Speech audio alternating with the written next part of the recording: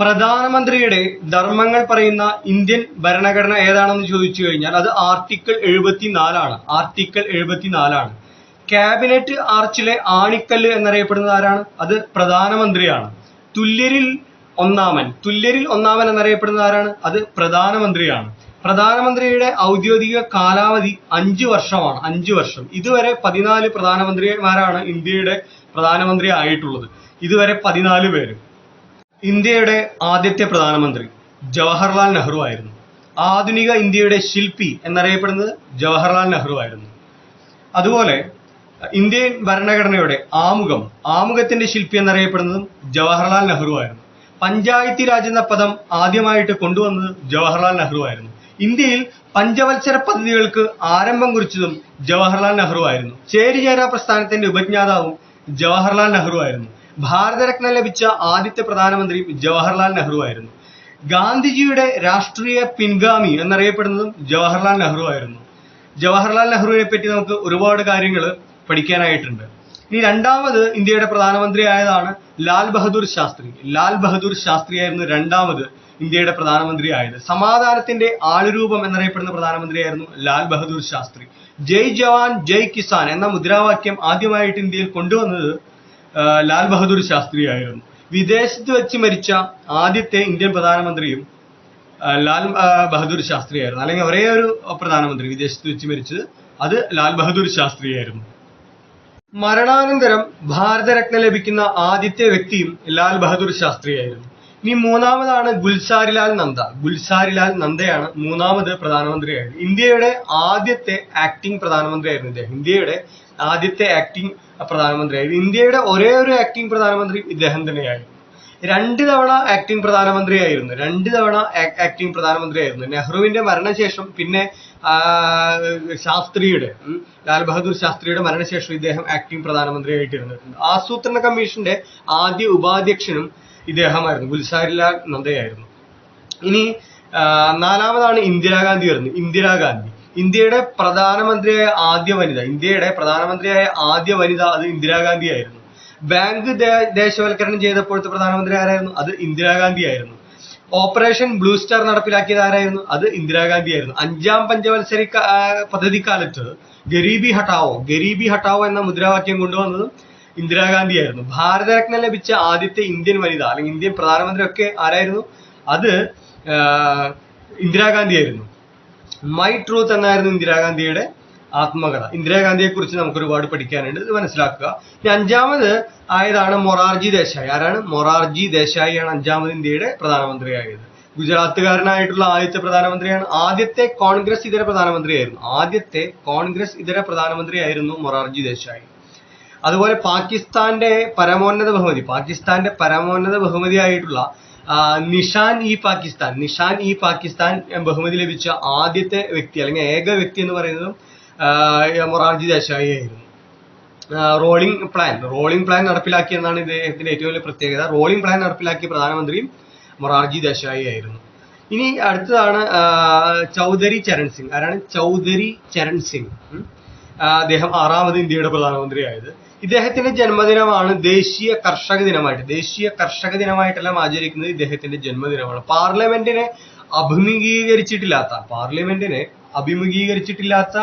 ഏക പ്രധാനമന്ത്രിയും ഇദ്ദേഹം തന്നെയാണ്. ഇത് ചോദിക്കാറുണ്ട്, വളരെ ഇമ്പോർട്ടന്റ് ആയിട്ടുള്ള ക്വസ്റ്റ്യൻ ആണ്. ചൗധരി ചരൺ സിംഗ് ആണ് പാർലമെന്റിനെ ഇതുവരെ ഒരിക്കൽ പോലും അഭിമുഖീകരിക്കാത്ത പ്രധാനമന്ത്രി ആയിരിക്കുന്നത്. രാജീവ് ഗാന്ധി ഇദ്ദേഹത്തിന്റെ ജന്മദിനമാണ് സദ്ഭാവനാ ദിനമായിട്ട് ആചരിക്കുന്നത്.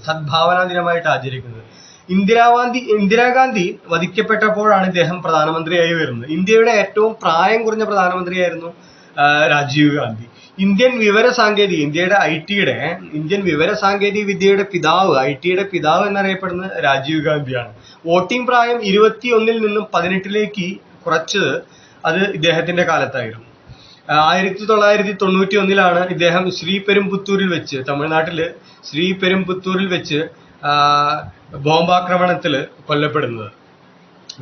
അദ്ദേഹത്തിന്റെ ചരമദിനമാണ് ഭീകരവിരുദ്ധ ദിനമായിട്ട് ആചരിക്കുന്നത് രാജീവ് ഗാന്ധിയുടെ ചരമദിനമാണ്. അടുത്തതാണ് വി പി സിംഗ് 8ാമത് ഇന്ത്യയുടെ പ്രധാനമന്ത്രിയാകുന്നു വി പി സിംഗ്. അവിശ്വാസ പ്രമേയത്തെ തുടർന്ന് രാജിവെച്ച ആദ്യത്തെ പ്രധാനമന്ത്രിയായിരുന്നു വി പി സിംഗ്. ഇത് ഇമ്പോർട്ടന്റ് ക്വസ്റ്റ്യൻ ആണ്. ഇന്ത്യൻ രാഷ്ട്രീയത്തിലെ യുവ തുർക്കി എന്നറിയപ്പെടുന്നത് വി പി സിംഗ് ആണ്. 1995 പാർലമെന്റേറിയൻ, ഏറ്റവും നല്ല പാർലമെന്റേറിയൻ എന്നുള്ളതിന് അവാർഡ് ആദ്യമായിട്ട് ലഭിച്ചത് ഇദ്ദേഹത്തിനാണ്. ആർക്കാണ്? V P സിംഗിനാണ്.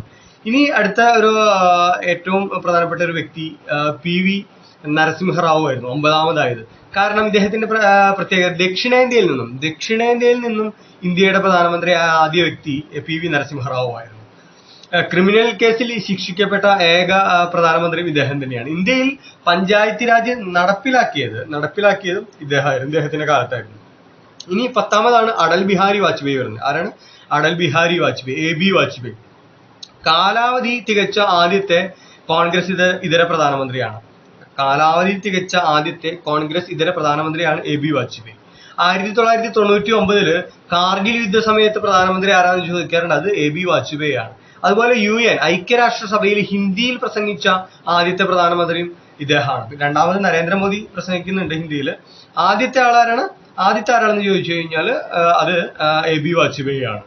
ഇന്ത്യ പാക് സൗഹൃദം, അതുപോലെ ലാഹോർ, അതിനു വേണ്ടിയിട്ട് ലാഹോറിലൂടെ ബസ് യാത്ര നടത്തിയ ഒരു പ്രധാനമന്ത്രി കൂടിയായിരുന്നു എ.ബി. വാജ്പേയി എന്ന പ്രത്യേകതയുണ്ട്. ഈ 11ാമതാണ് എച്ച്.ഡി. ദേവഗൌഡ വരുന്നത്. മണ്ണിന്റെ പുത്രൻ എന്നറിയപ്പെടുന്ന പ്രധാനമന്ത്രിയായിരുന്നു ദേവഗൌഡ. കർണാടക മുഖ്യമന്ത്രി ആയതിനു ശേഷം പ്രധാനമന്ത്രിയായ ആദ്യത്തെ വ്യക്തിയാണ് ഈ ഒരു ദേവഗൌഡ എന്ന് പറയുന്നത്. 12ാമത് ഇന്ത്യയുടെ പ്രധാനമന്ത്രിയായ ആളാണ് എ കെ ഗുജ്റാൾ. പഞ്ചാബുകാരനായ ആദ്യത്തെ പ്രധാനമന്ത്രിയാണ് എ കെ ഗുജ്റാൾ. അതുപോലെ ഇദ്ദേഹം റഷ്യയിലെ ഇന്ത്യൻ അംബാസിഡർ ആയിരുന്നു. ഇന്ത്യൻ അംബാസിഡർ ആയതിനു ശേഷം പ്രധാനമന്ത്രിയായ ആദ്യത്തെ ആളും എ കെ ഗുജ്റാൾ തന്നെയാണ്. അടുത്ത 13ാമതാണ് ഡോക്ടർ മൻമോഹൻ സിംഗ് വരുന്നത്. 13ാമത്തെ ഇന്ത്യൻ പ്രധാനമന്ത്രിയായിട്ടാണ് വരുന്നത്. പ്രധാനമന്ത്രിയായ ആദ്യത്തെ ന്യൂനപക്ഷ സമുദായാംഗമാണ് മൻമോഹൻ സിംഗ്. അതുപോലെ റിസർവ് ബാങ്ക് ഗവർണർ ആയതിനു ശേഷം ആദ്യ പ്രധാനമന്ത്രിയായ വ്യക്തിയും അതും ഇദ്ദേഹമാണ്. റിസർവ് ബാങ്ക് ഗവർണർ ആയിരുന്നു ഇതിനു മുൻപ്. അതിനുശേഷം പ്രധാനമന്ത്രിയായ ആദ്യത്തെ വ്യക്തിയും ഡോക്ടർ മൻമോഹൻ സിംഗ് ആയിരുന്നു. രാജ്യസഭയിൽ പ്രതിപക്ഷ നേതാവായതിനു ശേഷം ലോകസഭയിലല്ല, ശ്രദ്ധിക്കുക, രാജ്യസഭയിൽ പ്രതിപക്ഷ നേതാവായതിനു ശേഷം ഇന്ത്യൻ പ്രധാനമന്ത്രിയായ ആദ്യത്തെ വ്യക്തിയും ഇദ്ദേഹം തന്നെയായിരുന്നു. ഡോക്ടർ മൻമോഹൻ സിംഗ് ആണ്.